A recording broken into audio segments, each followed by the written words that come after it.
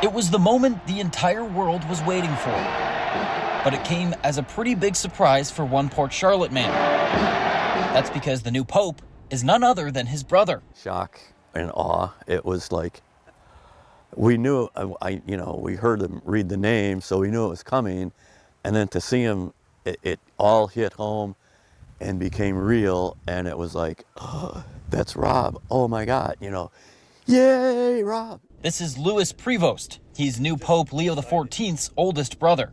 He and former Cardinal Robert Prevost grew up in Chicago. He tells me they knew his brother was special at an early age. We used to tease him about being Pope because he was always had that holy way about him. And it's like, and the neighbors on the street we grew up with, a lot of them used to say, "You're going to grow up to be Pope one day, Robert." And we're like, oh yeah, right.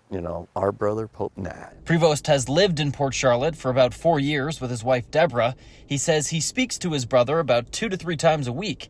He says they talked about his chances of becoming the pontiff before the conclave. We talked a little bit about it, and I said, what happens if you win, if they vote for you? And he's like, well, are you going to accept it? I will accept it. It's God's will. I will do it. And I said, okay, that makes sense. It's in God's hands. Prevost says it's bittersweet as the world gains a father. In a way, he loses a brother. He knows those phone calls will likely become few and far between now. That's probably the worst thing about it, is I'm standing here all day. I've been like, I wonder if we'll ever get to actually see him again and be with him and shake his hand and hug him, Yeah, I'm the Pope's brother, but it's hard to get into